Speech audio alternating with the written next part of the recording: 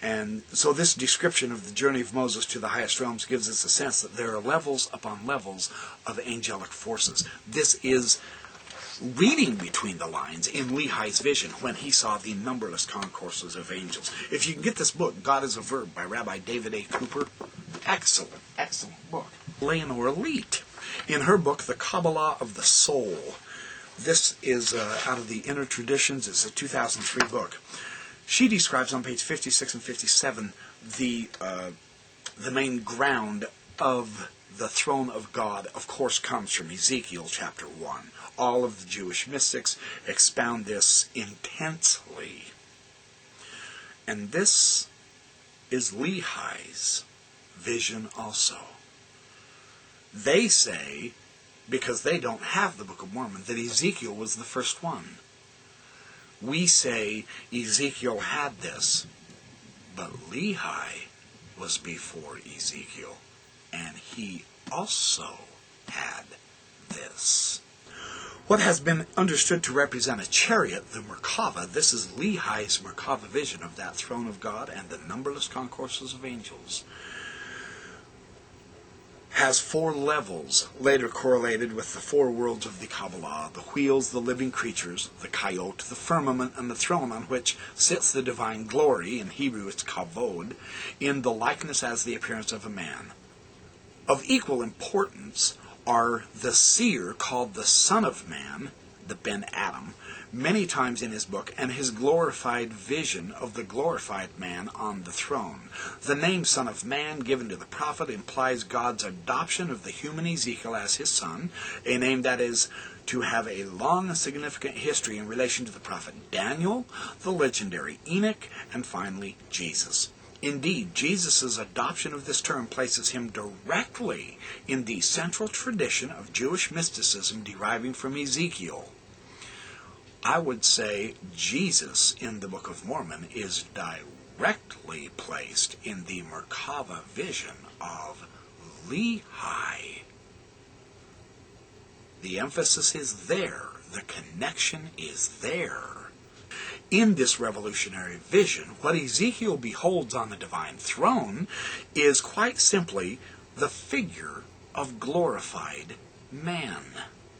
But the deepest meaning of this vision of deified man by the divine Son is of their identity, that Ezekiel is recognizing the man on the divine throne to be his own higher self. This gives us a profound meaning and reason why one of the first things that an apocalyptic prophet beholds in vision is that throne. The throne that was from before the foundation of the world, according to our commentator Rashi. There is an identity between the seer and the seen. Thus, the term Son of Man would seem to signify he who has achieved the stage of enlightenment at which he can recognize the divine nature of his own higher self. There is a Kabbalistic tradition that at the highest level of mystical ascent, the face one sees on the throne will be his own. Thus, Abraham Abulafia, the great Kabbalistic master of meditation, writes, when an individual completely enters the mystery of prophecy, and I would propose, seriously, Lehi and Nephi fits this.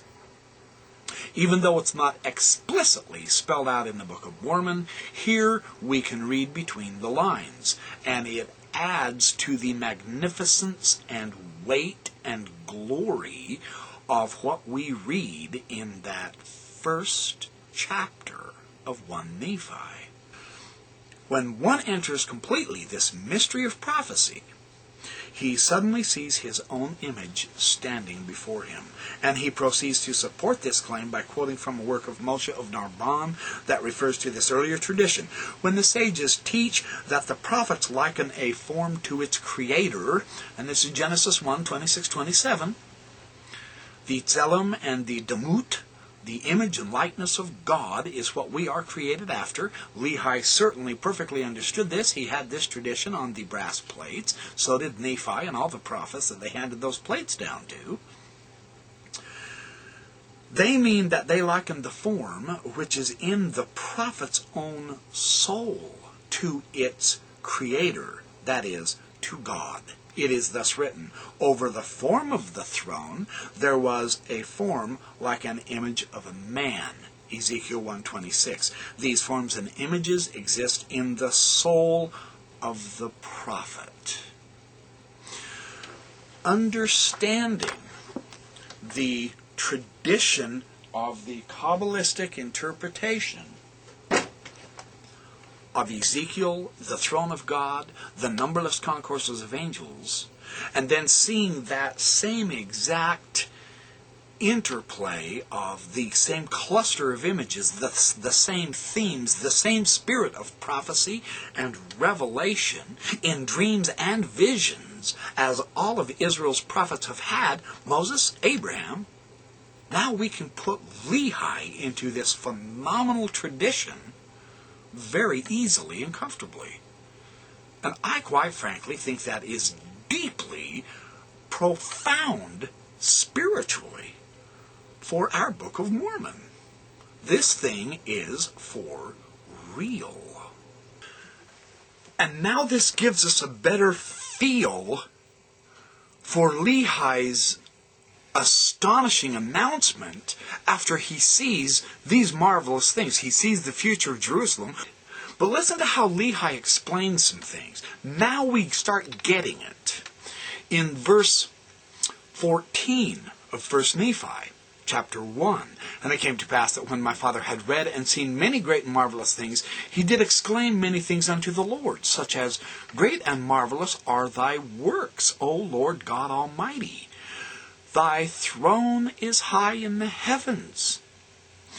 Thy power and goodness. Now notice how he puts together with the power of God, goodness and mercy are over all the inhabitants of the earth. And because thou art merciful, thou wilt not suffer that those who come unto thee, that they shall perish. And then he says, and Nephi says, after this manner my father went on and on and on, and his whole soul did rejoice, and his whole heart was filled, because of the things of which he had heard, which he had been shown unto him.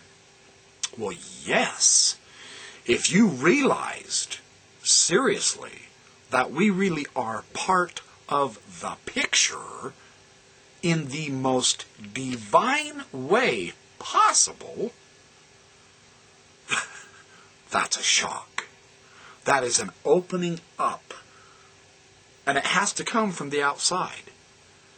We won't be able to get this from within. We get it from the outside. We are taken up. This is our ascension. But this is beautiful authenticity for Lehi and Nephi. They have these same things.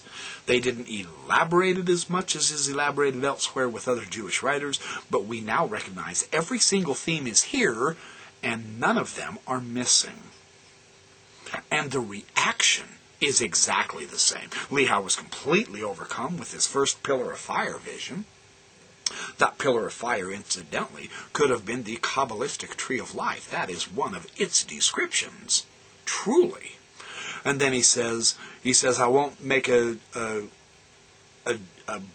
complete description of his visions and dreams. He wrote many things which he prophesied, and he spake unto his children. You notice Lehi was given a book, and he read in that book, exactly as John the Revelator, exactly as Ezekiel was. Isaiah had a coal touched to his lips when he had his throne theophany in Isaiah chapter 6, and so on and so forth. This theme of the book, the records, the book from heaven coming down to earth and then going back up, very impressively documented in our Book of Mormon throughout the course of the record and the ancient texts. This is the way the Lord works things. So these are hints of ideas. And when we read through the other Jewish traditions of the throne theophanies and the implications of this, and we read the other scriptural exegetes and their expounding of the scriptures, then we go back and reread the Book of Mormon account and we say, oh, it's there. We read between the lines, and it's even more full, more glorious, more powerful. We understand not only the situation better, we realize why they reacted the way they did. Fantastic. Absolutely fabulous.